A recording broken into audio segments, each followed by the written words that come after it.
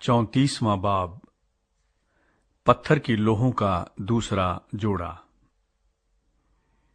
फिर खुदावंद ने मूसा से कहा, पहली लोहों की मानिंद पत्थर की 2 लोहें अपने लिए तराश लेना, और मैं उन लोहों पर वही बातें लिख दूंगा जो पहली लोहों पर जिनको तूने तोड़ डाला मरकूम थीं। और सुबह तक तैयार हो जाना, और सवेरे ही कोहे सीना पर आकर वहां पहाड़ की चोटी पर मेरे सामने हाजिर होना। पर तेरे साथ कोई और आदमी ना आए, और ना पहाड़ पर कहीं कोई दूसरा शख्स दिखाई दे। भेड़ बकरियां और गाय बैल भी पहाड़ के सामने चरने न पाएं। और मूसा ने पहली लोहों की मानिंद पत्थर की 2 लोहें तराशी, और सुबह सवेरे उठकर पत्थर की दोनों लोहें हाथ में लिए हुए खुदावंद के हुक्म के मुताबिक कोहे सीना पर चढ़ गया। तब खुदावंद अबर में होकर उतरा, और उसके साथ वहां खड़े होकर खुदावंद के नाम का ऐलान किया।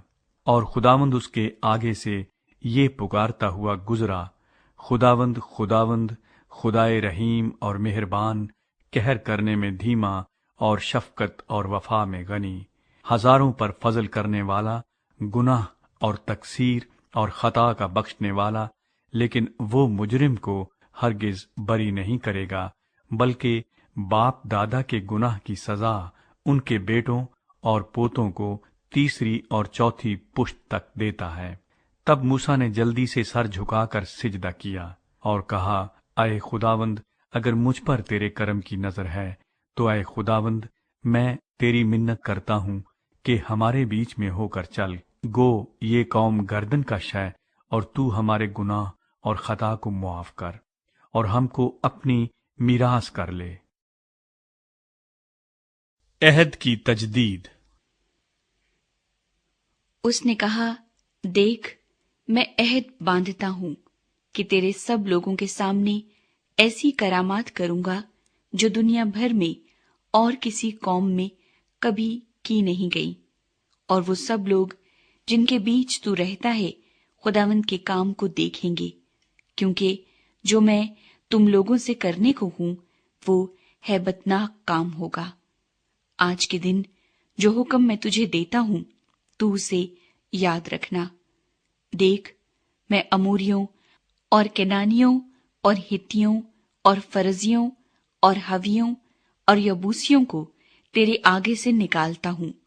सो खबरदार रहना कि जिस मुल्क को तू जाता है उसके बाशिंदों से कोई अहद ना बांधना।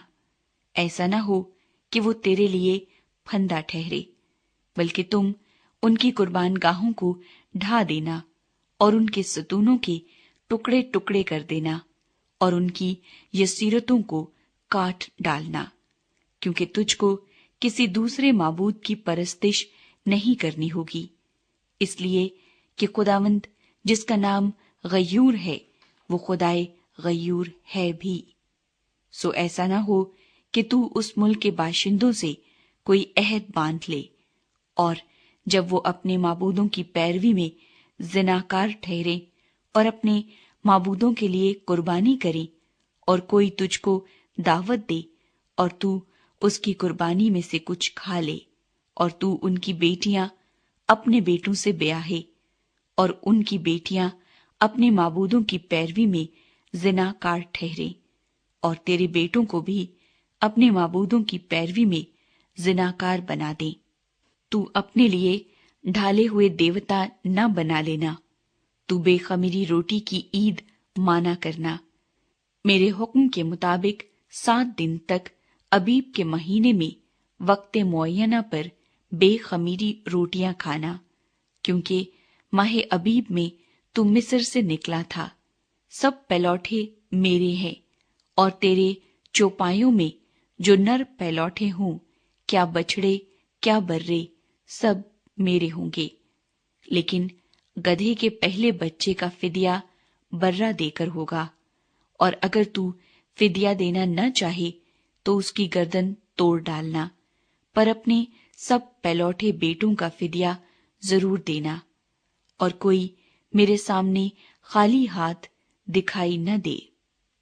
6 दिन کام کاج کرنا، لیکن 7ویں دن آرام کرنا، ہل جوتنے اور فصل کاٹنے کے موسم میں بھی آرام کرنا، اور تو گیہوں کے پہلے پھل کے کاٹنے کے وقت، ہفتوں کی عید اور سال کے آخر میں فصل جمع کرنے کی عید مانا کرنا۔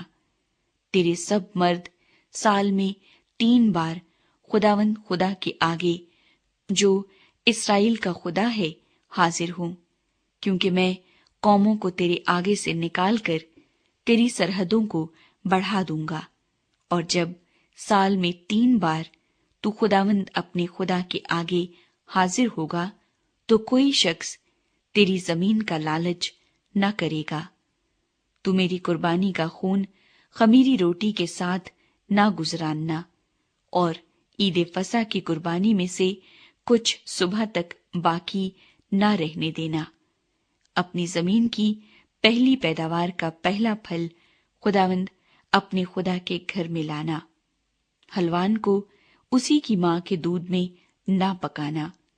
اور خداوند نے موسیٰ سے کہا کہ تو یہ باتیں لکھ، کیونکہ انہی باتوں کے مفہوم کے مطابق میں تجھ سے اور اسرائیل سے عہد باندھتا ہوں۔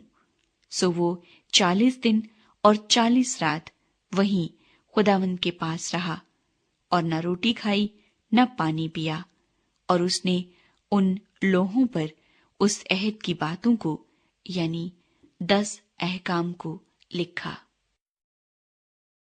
موسیٰ کوہ سینا سے اترتا ہے۔ اور جب موسیٰ شہادت کی دونوں لوحیں اپنے ہاتھ میں لیے ہوئے کوہ سینا سے اترا آتا تھا، تو پہاڑ سے نیچے اترتے وقت اسے خبر نہ تھی کہ خداوند کے ساتھ باتیں کرنے کی وجہ سے اس کا چہرہ چمک رہا ہے۔ اور جب ہارون اور بنی اسرائیل نے موسیٰ پر نظر کی اور اس کے چہرے کو چمکتے دیکھا، تو اس کے نزدیک آنے سے ڈرے۔ تب موسیٰ نے ان کو بلایا، اور ہارون اور جماعت کے سب سردار اس کے پاس لوٹ آئے، اور موسیٰ ان سے باتیں کرنے لگا۔ اور بعد میں سب بنی اسرائیل نزدیک آئے، اور اس نے وہ سب احکام جو خداوند نے کوہ سینا پر باتیں کرتے وقت اسے دیے تھے ان کو بتائے۔ اور جب موسیٰ ان سے باتیں کر چکا، تو اس نے اپنے منہ پر نقاب ڈال لیا، اور جب موسیٰ خداوند سے باتیں کرنے کے لیے اس کے سامنے جاتا، تو باہر نکلنے کے وقت تک نقاب کو اتارے رہتا تھا۔ اور جو حکم اسے ملتا تھا وہ اسے باہر آ کر بنی اسرائیل کو بتا دیتا تھا۔